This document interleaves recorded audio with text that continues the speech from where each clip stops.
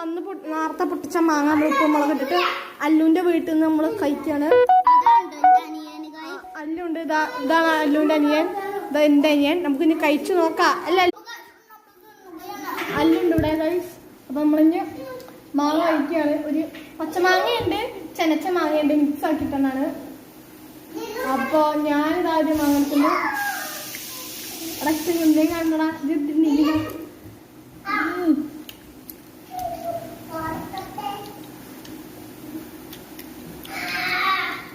ഇപ്പൊ ഞാൻ കഴിച്ചത് ചെനച്ച മാങ്ങയാണ്. പച്ചമാങ്ങ ശരിക്കും കഴിച്ച് പച്ചമാങ്ങയാണ് ഉപ്പുമുളക് ഉപയോഗിക്കുന്നതാ.